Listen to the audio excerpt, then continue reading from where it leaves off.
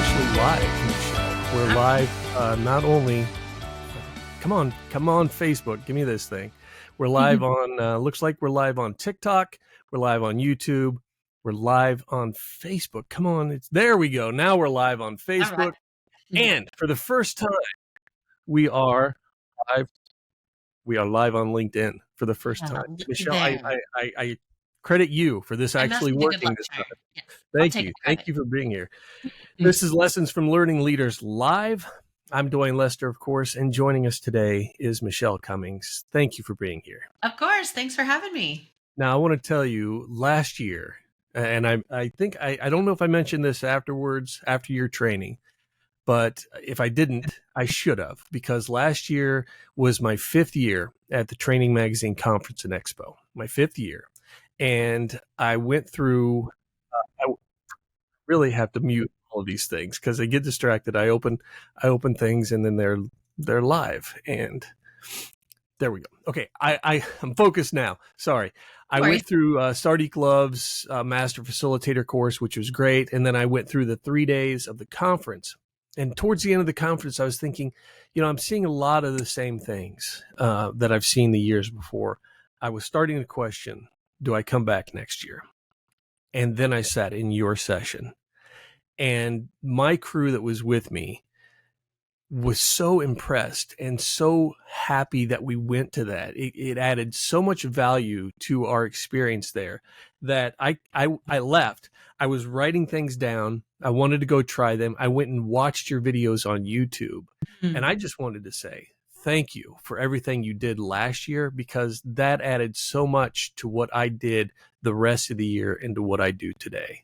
That's really great to hear. I'm so happy about that, that it provided that much value will actually get you to come back for next year, because I'm presenting the continuation of last year's workshop this year at Training Magazine. So there'll be more of the same, yet it'll be all different. I'm looking forward to it. It's on the first day. I've already earmarked it. I've already marked it. I will be there. But before we get into that, tell me about yourself. Yeah, absolutely. So I'm Michelle Cummings. I own 2 companies in the training and development fields, I guess, if you will. So Training Wheels is my experiential learning company, where at Training Wheels, if you're going to learn about me in this 30 minutes, I love a really good metaphor. So I chose the name Training Wheels for my company because I love the metaphor of the training wheel. So if you think about it, as a training and development specialist, like, we're only with a group for a really short period of time, where they have to take what they've learned and really own it. And that's exactly what, if you used training wheels when you were learning how to ride a bike as a kid, you only use those training wheels for just a little bit of time before you take that training wheel off, and then you own it, right? And it takes a lot of courage and a lot of, you have to make the decision on when you're ready to actually implement it. And so I took that metaphor and kind of put it into my experiential activities that, normally I'm only with a group for a really short period of time, and then it's up to them to take what they've learned and then own it. And of course, just as like when you're riding a bike, a little scary, when you're just a little wobbly the first couple of times you try it, but eventually it just becomes a skill that you own, and you don't even have to think about it anymore. Like I haven't ridden a bike in quite a while, but guess what? I bet you if I got right back on, it would come right back to me. So that's kind of, at the work at Training Wheels we do is all around experiential learning. So I have an online games database, an online store that is just chock full of experiential activities that you can then take and use and put them into your own curriculums. And we sell the props, we sell the activity ideas. I've authored several books in the team building field, and I keynote and present at least 20 conferences annually now. So that's Training Wheels. And then, you say 20 conferences annually? Annually. Wow. Yes. It's quite a robust travel schedule just for conferences. And then I travel to do workshops and things like that, as and actual work with organizations as well. So yeah, I put about 200,000 miles on an airplane every year. So that's impressive. One of those road warriors. Tell me how you even got started in this field. Yeah, sure. So an interesting start. I got my bachelor's degree in psychology, and I actually went into adventure therapy working with troubled kids of first when I first got started, and did that for a few years, and really fell in love with the amazing transformations that I saw in kids when we would do the experiential activities. I found that talk therapy, just sitting in a circle and talking about things, wasn't didn't work all that well. But as soon as we started doing experiential activities where they were engaged in their learning, I saw marked advances in their treatment and in their willingness to actually do something and talk about it and relate it back to the real world. So I fell in love with that, and I wanted to learn more about why that experiential piece was so key in making those market advancements in their therapy. So I then went and got my master's degree in experiential education, and then from there went to work for a few organizations that did part of their clientele. They worked with kids, and then the other part of the programming they did was working with corporate and community work. And so that's when I fell in love. I'm like, oh, grown-ups like to play games and have fun while they're learning as well. So anyway, that's where my love of the two came. And so that's really where I got my start. And then eventually training wheels. I've had training wheels now. It's 2024 will be my 25th year at training wheels when I started it. So it's going to be a big banner year for us. We're going to have all kinds of fun celebrations that we're going to do. But so I worked for a few other organizations to get started, but I started training wheels when I was pretty early in my career, and it was right about the time where the internet also was formed. So Right. so that just those two things went hand in hand. I now had a global reach, whereas before it was very regional reach, and that's really what contributed to a lot of my early success was being one of the first ones on the internet. So So you said something earlier that I want to go back to. You said, "Wow, adults like to play games too," and it reminded me of something that Bob used to teach. Bob Pike used to teach. He used to say, I think it's one of Pike's rules, is adults are just babies in big bodies. yes, That absolutely. I so always one of my taglines I say in my trainings are like, grown-ups are just fifth graders trapped in bigger bodies, because a lot of the behaviors are the same. And honestly, I do some of the same activities I do with fifth graders that I do with corporate groups, but I just change my language and change the way that the metaphors and things like that. But a lot of the activities are the same, and some of the behaviors are the same as well. But as grown-ups, we just get away with it. Whereas with kids, we reprimand, and with grown-ups, we get away with it. So do you find that holds true even all the way up to the C-suite? I mean, do you I do these kinds of activities with CEOs, CFOs, 100% CO? yes. In fact, especially if it's a program that I'm rolling out more to organization wide, I encourage the C-suite to go through a similar yet elevated program than what everybody else is going through. Because number one, it builds that foundational knowledge base, and so that they can have really similar conversations with one another. It also, from a role modeling point of view, it shows your mid levels, or even your emerging leaders, or the other levels of the organization, that leadership is not reserved for an elite few, right? It you can be a leader no matter what level of the organization you are. And when you see the C-suite going through the same thing that you're going through, there's some there can be some really good morale building there within the organization when they see. Now, so at Personify Leadership at my other company, I have a mid-level leadership course that I designed, that is, we teach 8 core competencies of effective leadership. And I do have a mid-level leader, and then I have a C-suite version of it as well. And the C-suite version is just, it's a lot of the exact same activities, a lot of the same concepts, yet elevated and localized for the C-suite level. Um, so that way it's still applicable to them. Instead of talking about the challenges at the mid level, we talk about the challenges at the of the C-suite level. But Right. similar content, similar language that we use, so that way then it can cascade down through the organization. Have you ever been in a situation where you were working with the C-suite or upper leadership and someone was just a little too reserved, maybe a little too stuffy, and they didn't feel comfortable engaging in something that they saw maybe childish or immature? And how did you handle that? Yeah, I'm very because I know there's bad team building out there. In fact, Dwayne, the name of the workshop that you went to of mine last year at Training Magazine was called Team Building Activities That Don't Suck. Hmm. Right? So, um Because there's a lot of bad team building out there, and because a lot of people will show up arms crossed, very close-minded to what it is we're about to do because they have had some poor experiences with team building exercises in the past. So I know that, and I know that anytime I get in front of any group, that's the first thing that I have to deal with is acknowledge that there's bad team building out there, and then also state this is going to be different because everything that I'm going to ask them to do is very intentional by design. Hmm. So yeah, there might be some things in there that might stretch them or push them a little bit, and that is intentional because I want them to have those harder conversations. So, and I think one of the reasons why team building gets a bad rap, why there is bad team building out there, is that sometimes I think that whoever is designing it or facilitating it doesn't communicate the intent.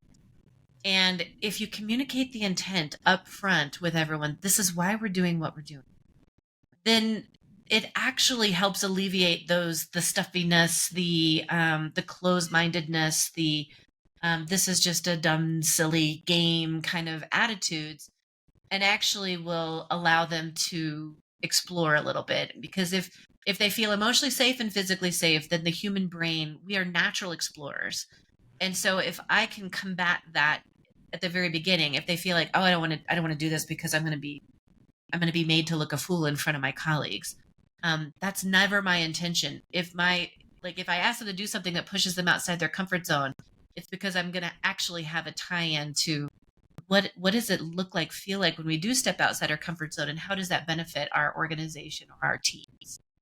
So that really ties back to the principles of adult learning, Mhm. that adults want to know what's in it for them. What are we Right? doing this and why are we doing it? And so Absolutely. you're saying right up front, saying we're about to go into this activity. This is why we're doing it. Yeah. I mean, I have a few exercises that really do stretch people, and I sometimes will do them first. Let's get it out of the way, right out of the blocks. But I also do it in a way that, like, all right, raise your hand if that pushed you outside your comfort zone just a little bit, right? Like, all right, well, that was really intentional by design. Today, I'm going to invite you I'm going to ask you to do some things that you probably have never done before.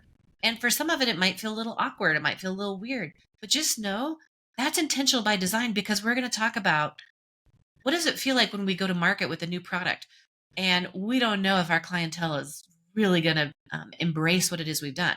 Well, that's a little awkward, and that can feel a little step outside our comfort zone kind of moment.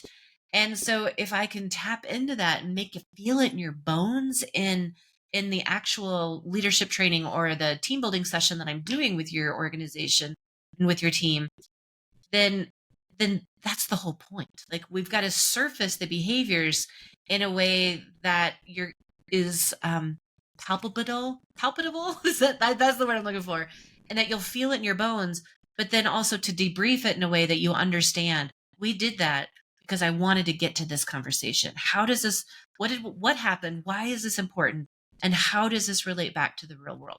That's where the intentionality and flow comes in with good team building over I'm going to ask you to do something really silly just for the sake of silliness to make you look kind of ridiculous in front of your peers. That I don't do that type of team building, but I know that there are other, places that do. Um, so yeah, and I mean, basically, when I'm doing a needs assessment with any organization that wants to bring us out to do training, I really talk about team bonding, team building, and team development. Those are kind of the three buckets that I put the types of programs are that are out there. And team bonding is like, when a lot of groups will get together and they'll go do bowling or they'll do a group meal or they'll do something like that. And there is so much value in team bonding, but that's not really what I do. I don't do competitive, like team Olympic kind of things. And there are organizations out there that do that, and there's some value in those. That's just not what I do. When I get to team building and team development, the difference in those are team building is actually it's structured, it's sequenced with intentionality by facilitators that actually will connect what happened back to the real world, and it can act as a standalone event. You can do a team building event, but the difference between team bonding and team building is that it is facilitated versus or of the intent of team bonding is just to kind of hang out and get to know one another and have a good time, but not with a lot of connection back to the real world. So it sounds like what you're saying is in order for your team building not to suck, you need to let people know up front, this is what we're going to do and this is why we're doing it. Then you need to structure that activity towards that goal and then connect it to the real world. Absolutely. Yes. That's what in my mind, that's what differentiates team bonding and team building. And then team development takes it to a whole nother level, to where then it's like ongoing, consistent. You can actually work towards organizational or behavior change if you're really working towards something. And that could be one program a month or one program a week. I mean, depending on budget and scope and scalability and number of people and all that. But and team development would likely include like some behavioral assessments and you'd be working really closely with the HR department and things like that, to where um, you're really working towards organizational or behavioral awareness or change in your team, rather than team building can be just a single thing that you do, but again, done with intentionality rather than just hanging out and getting to know one another better. Tell me how you feel about the difference between a facilitator who tells them the lesson Mm. and a facilitator who lets them discover it. Ugh. Self-discovery and self-awareness are really amazing things when you let others discover the learning on their own. I don't know. I don't know about you, but if you think about like you learn, if you think about all the lessons that you've learned along the way, a lot of those you had to learn experientially, right? Whether it be like, oh, I shouldn't speed in that one zone because I got a speeding ticket. Like that was an experiential lesson that you might not make again. Um, Versus like, or whenever somebody asks me, I'm like, hey, if you could tell a new person, a new facilitator, here's what I wish I would have learned when I was first getting started in experiential learning or something like that. I have a couple programmed natural responses or answers that I give to that question. But at the same time, some of those lessons you want people to learn experientially. And sometimes they might hear it, but they're not necessarily going to apply it until they do actually hear it and or experience it. And then they'll be like, oh, yeah, okay, now I see what she means. Um, but for me, so I've been facilitating for over 30 years now. And I know early in my facilitation career, it was like I had the answers. You kind of want to be that person that like, here's what you're going to learn Mm-hmm. and share it with them. But now that I'm 30 years in, I'm like, man, the ahas and the light bulb moments that you see in people when they figure it out on their own are priceless. So for me, I like to make sure that I'm asking all the right questions to where you can get to that self discovery. And I can kind of steer people a little bit towards a specific learning outcome if I want to. But I would much rather have someone discover their learning on their own rather than me, here's what you're going to learn today type of thing. And often, has it been your experience that when you allow that to happen, they will bring more to the training than you ever could because they're seeing things that you never even knew about. Absolutely. They may highlight things that you didn't even know were a problem. Maybe they didn't even know that were a problem, but they're able to bring those out, and then the rest of the room is like, oh, wow, we hadn't thought of Absolutely. that. Yeah. I mean, at Personify Leadership, so it's a 2-day leadership course where we teach 8 core competencies of effective leadership. And each one of those 8 competencies we teach through a module. And every module starts out with some experiential activity that surfaces the behavior that we're about to go in the classroom and then teach skills in. And I've been teaching this class now for 11 years. And every once in a while, I still get participants that will say or do something that has never happened in the 11 years I've been teaching this class. And I love that. That means I'm still asking questions that are open ended enough and people are making their own connections rather than me being the one telling them. Now, granted, I've got learning outcomes for each one of those modules. You're going to learn these 3 skills. So I'm still targeting or I guess directing them down a specific path. But at the same time, they're still the ones making those personal connections and applying what the experience to their own personal leadership journey. And I just Just love that so much. The opportunities for discovery and self-awareness are really rich.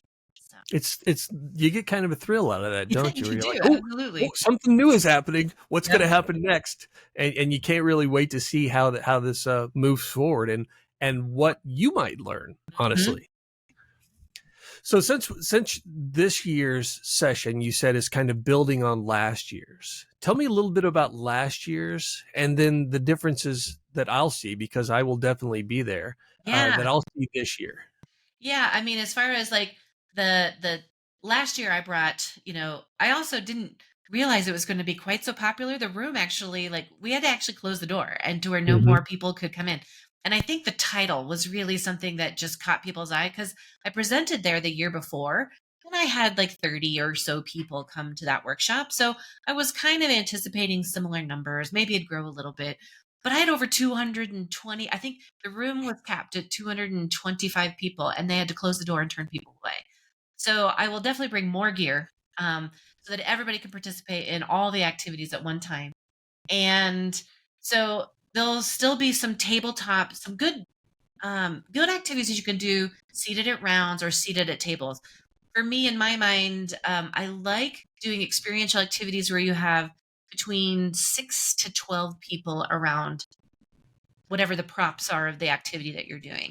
And for me, I like that number just because I think it is, if you get too much bigger than that, it's easy for people to get real quiet and let other people kind of do the work and not have quite the same level of engagement. So the fewer number of people in a group, I actually like that. So they Agreed. can, so everybody feels equally engaged in those exercises.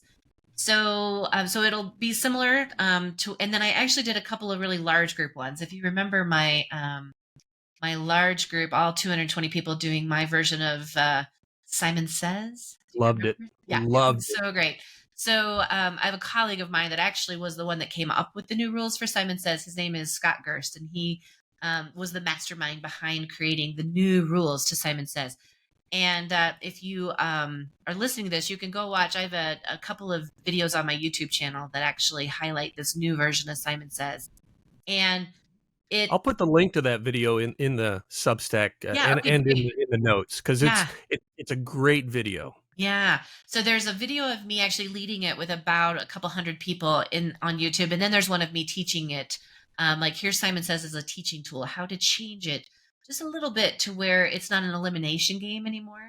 To where then it's actually, because if we think about the metaphor, don't we try to teach people that if you make a mistake, try to learn from it, and then try not to make the same mistake again. Well, the old version of Simon Says doesn't allow for that, right? Like as soon as you make a mistake, then you're out, right? And then the walk of shame starts and then you have to leave the game, right?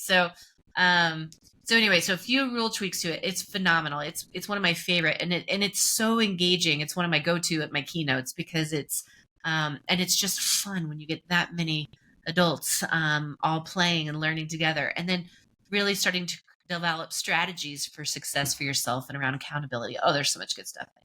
Um, so this year I'll bring more different activities that again are kind of tabletop, some small group engaging activities, and then some other. I've got some other ones that are large group, louder, more energizing kind of exercises as well. And again, all of them with the intent that each experiential activity that we do, it surfaces a specific behavior that then we'll go into when we debrief it, we'll talk about what happened, why is that important, and then how does that relate to the real world? What is the behavior or the skill that we tried to teach or surface through the experiential activity that then applies back to the real world? And that's where a lot of people that go to Training Magazine are they're your HR professionals, they're your curriculum designers, they're instructional designers that are looking for those things to make training more engaging, to where it's not death by PowerPoint, it's not like go and sit and do and just listen, because engaging the adult brain, you've got to keep people doing something different or engage the brain differently about every 15 minutes so that you keep them engaged rather than have them be really bored and disengaged because it's death by PowerPoint. So So we've got a few minutes left here. I had a colleague call me recently and say, Dwayne, how do you come up with your training activities? And what I said was, well, honestly, I just took something that I saw and just changed it a little bit and applied it to what we were doing. And it sounds like that's what's going on with Simon Says. Like you saw this game and you Right. said, okay, well, let's change this a little bit. I was curious if you could talk a little bit about the process that you go through, if you have one, on coming up with team building Yeah, activities. that's a great question. I'm designing a new course around effective delegation right now at Personify, and I'm designing this exercise called "Delegate What's on Your Plate." So if you think about it, that's what we talk about. We talk about that metaphor all the time. So delegate. So what's on your plate right now? Well, so I'm like, well, okay, well, I'm just going to take that metaphor and infuse it into an actual experiential activity. So I have a plate, and I have people list out what are your low value time tasks and your high value time tasks, and have them assign weight to some specific tasks that they've got on their plate right now, or on their calendar, on their whatever's, and then I have this plate that has a bunch of trinkets on it. And then they literally have to then go and try to effectively delegate their low value tasks off their plate. And some people say no. They're like, no, I can't take that on, because they've got their own plate of things that they're trying to get rid of, and not necessarily trying to add things to their plate, but they're trying to get rid of things. And what do you do as a leader when you have people that actually say no to your requests? Like, hey, I need you to help me on this. And they're like, no, I don't have bandwidth for that. Well, so Well, have it, and right? that is such a great experience because how many people have trouble saying no? Yeah, You exactly. know, they're like they're yes, I'll do that. Yes, I'll do that. Yeah, And absolutely. just And then they that get bogged down, physical. and then they're overwhelmed, and then they're stressed, and then they start to drop the ball on other things because they've said yes to too many things. And so yeah, so I'm still fine tuning and tweaking it, but it is so for me, I think about what is it that I want people to learn? Like what's the behavior that I'm surfacing in the activity that then I'm going to go in the classroom and teach skills on. And so for me, then I've got to design the activity to where they feel that in their bones. They experience that through the exercise, whether it's frustration, whether it's confusion a little bit, whether it's something like that. And then they after they experience it, then we to debrief the experiential activity, and we'll talk about, well, what happened? Were you able to delegate all of your low value tasks? Well, no, I wasn't. Why? Why weren't you? There were people that were unreceptive. They said no. Or some are like, yeah, I actually was. I was able to get rid of a lot of my low value tasks because for somebody else it was one of their high value tasks. And they said, yeah, I could take that. Um, how does that relate back to the real world? So those three questions are the sequence of all of effective debriefing of any experiential activities. What happened in the exercise? Why is that important? Or um, what is the point? And then how do you relate that back to the real world? That right there is the formula for effectively debriefing experiential activities to where you're communicating the intent. I've surfaced the behavior because of this reason, because I want to apply it back to the real world and then to go teach skills in it. So So you kind of agitate a and little then you bit, say, what happened? Why is that important? And how does that relate to the real world? correct. Yeah. That's fantastic. That's And fantastic. it's So we the got, what, so what, now what model. And I didn't create that. That's the Kolb model. The what, so what, now what. And then I kind of changed the what, so what, now what is model is catchy, but I feel like if I change the language a little bit to the what happened, why is this important, and how do we use this in the real world? The what, why, how. It's still what, so what, now what, but just using a little bit different words that I think make a little bit more mainstream sense than what, so what, now what. so we've got less than a minute left. Where can everyone find you and what you do and learn more about what you're doing? Yeah, so at Training Wheels, it's training-wheels.com. Don't forget the dash, you get a very different website. And there you can sign up for my free newsletter. It goes out once a week on Wednesdays. It's Wheel of a Deal Wednesday. It's called The Spokesperson. You can see I love it. I'm the big wheel at Training Wheels. Like I love a good metaphor, right? So So feel free to sign up for that. It goes out to 23,000 people in over 100 countries now. And so a really robust community of facilitators there. And then at Personify Leadership, if you're interested in learning about that, it's just personifyleadership.com. And that is a train the trainer course where you can become certified to deliver that course. So a little bit different. Training Wheels is here's a bunch of activities. Go ahead and put them into your curriculum and do what you want with the activities. Whereas at Personify, it's more of a curriculum based course that you can become certified to deliver that specific course to you out to your either internally at your organization, or if you're a consultant, you can facilitate it out to your client base. How about social media? You on Yeah, Facebook? we're on Facebook. Both pages have Facebook pages. I'm on LinkedIn. Both companies have company pages on LinkedIn. We're also on Twitter. So yeah, those are the main ones that you can find us on. Outstanding. Well, once again, I want to thank you not only for taking the time to join me today and talk about this, but for the great work you did last year and the great work I'm sure you're going to do this year. I can't wait to see what you bring this year. I'm looking forward to it, and we'll see you then. Thanks, Dwayne. Thanks for having me, and we'll see you in February.